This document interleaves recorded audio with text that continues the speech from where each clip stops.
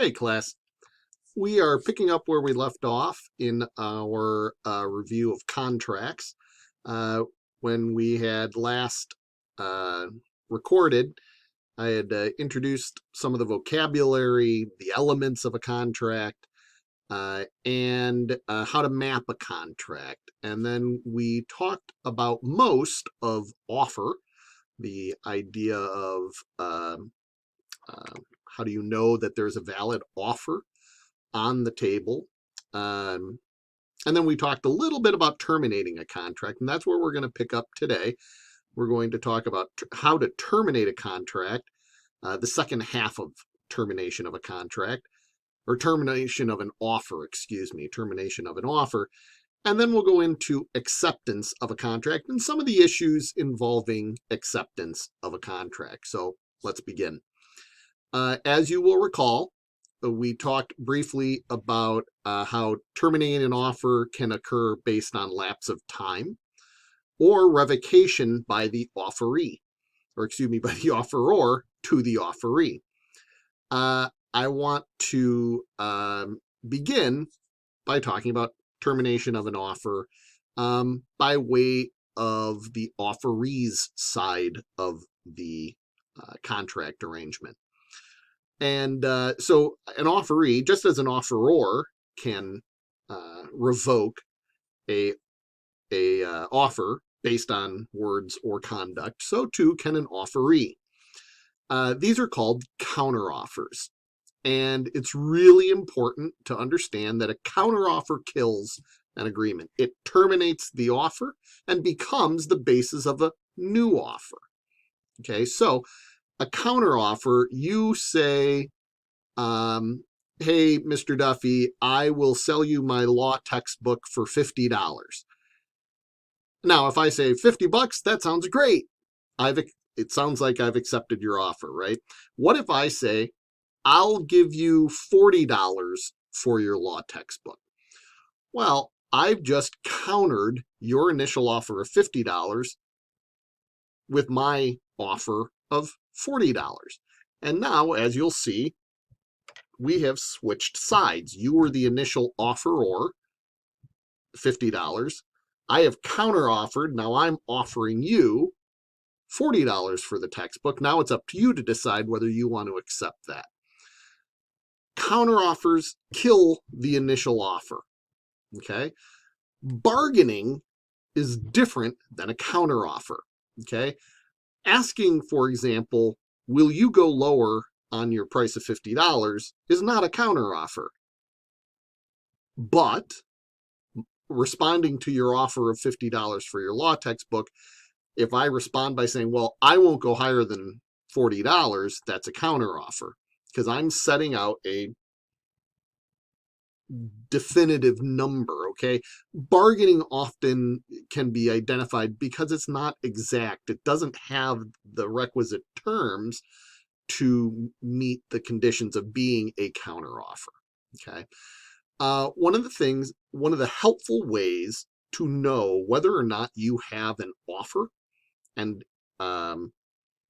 a acceptance is the mirror image rule. Okay, just as if you hold a mirror up to something, you see its reflection, contract terms must exactly mirror each other in order for there to be a valid offer and acceptance. They have to mirror each other. Okay, if something is different on one side or the other, that doesn't work. Okay, so an acceptance that adds new terms is actually a counteroffer. Okay, please keep this in mind. It's really important. The final way to terminate an offer, of course, is death. Death of either party prior to acceptance terminates an offer in every case, okay? Now let's move to acceptance. We've talked about offer. Now let's talk about acceptance. The so-called textbook definition of an acceptance is a manifestation of assent to the terms of the offer made by the offeree in the manner required or invited by the offer. Okay, well, as an initial matter, it's only possible by a person who knows about the offer. So one cannot obviously accept an offer if they don't know about it. They have to know the terms or the manner required or invited by the offer to accept as well. This gets into a lot of nitty-gritty detail of the particular fact pattern as we talk. You'll hopefully see what I'm talking about. There's a number of methods of acceptance. If an offeree commences performance, then they've accepted the offer. And this is generally a unilateral contract. Okay. I'm the offeror. I tell you I am offering you $50 to fix my roof. If you say, sounds great, you put your ladder up against my house and you climb up on the roof and you start fixing it, by conduct, you have indicated that you've accepted my offer of $50 to fix my roof. A bilateral contract is generally what you most often see is where the offeree promises to perform at some point in the future. Okay, that is an exchange of a promise for an promise. I have promised to pay you $50 to fix my roof. You have promised to begin working next week. The promise to pay, the scheduling of the work for next week is acceptance of that offer. Okay, so both of those are means by which you can accept an offer. Let's see here. We have the basic idea of how do you know a contract was accepted is the following. The offeree intended to enter into a contract. That's important. You know how important the word intention is when we talked about intentional torts earlier in the semester. So an offeree intended to enter into a contract. The offeree accepted on the terms proposed by the offeror. In other words, no counteroffer. And the offeree communicated her acceptance to the offeror. So if those three elements are present, the offeree intended to enter into the contract, the offeree accepted the terms proposed by the offeror, and the offeree communicated their acceptance to the offeror, then you know a contract was accepted. There are, as always, there are some issues with acceptance.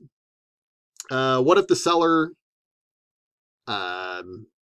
accepts and then sends the wrong goods to the offeree? Well, that's a breach of a contract. Okay, if the contract was accepted, how do we know? Well, in this case, performance, right? The conduct of the offeror. The offeror said, hey, I'll pay you $50 for a case of Valvoline oil. The seller ships a case of grape jelly. All right, well, did a contract exist for the case of Valvoline oil? Yes. Did the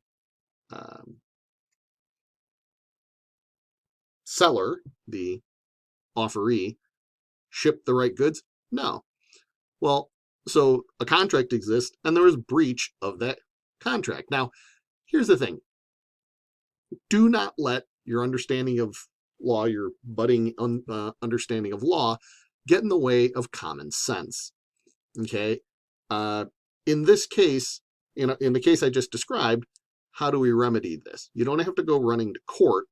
What happens is the offeror returns the grape jelly, and then the offeree ships the case of Valvoline oil, and everybody's happy, right? You don't have to sue. Now, there is an exception to this idea of sending the wrong goods, and that's called accommodation. it's a counteroffer, okay? And that mends the breach, okay? So let's say you order a red car from a car dealer. The seller sends a blue car with a note stating why it did that, okay? That's a counteroffer to you. Hey, we're out of red cars and we won't have a red car for 6 months. When you were in the store, you said you really wanted a car immediately. This is the only car we have of this make and model. It's blue, not red. That's a counteroffer. What are your options? Okay, what's B's options? Well, they can accept the shipment and pay the price, pay the list price, or they can reject the shipment and I suppose sue seller for breach of the contract, but B must also give the seller a chance to fix the error. Okay, so if B's okay with waiting for 6 months to get their red car in the example I offered earlier, then all they got to do is simply accept the offer, or accept the counter offer. If they sue for breach, they have to give seller a chance to remedy the error, which would entail returning the money to B, any down payment or anything like that. So again, please do not forget about common sense, okay? Often lawyers forget about common sense. Students can sometimes get so caught up in the new information they're learning that they forget about logic and, just the real world. Last issue with acceptance, if the offeree is silent, that indicates acceptance of the contract. In class, you'll recall I often say I take silence as acquiescence. That if I ask if there's anybody with a question, nobody asks any questions. I say silence is acquiescence, and we move on to the next topic. Similarly, if the offeror says, "Hey, I'll sell you this book for $50," and the offeree doesn't say anything, they take out their textbook or they take out their checkbook and start writing, what kind of acceptance is that? Well, by conduct, right? What if there's an accommodation? In other words, what if, in our case of B ordering the red car, S sends the blue car? If B simply drives the blue car off, then seller can assume that B has accepted the counteroffer. Okay, we'll have plenty of worksheets and problem sets to work through this over this upcoming week, but I wanted to at least introduce you to the issues related to acceptance. Thanks very much, and we'll be talking together soon.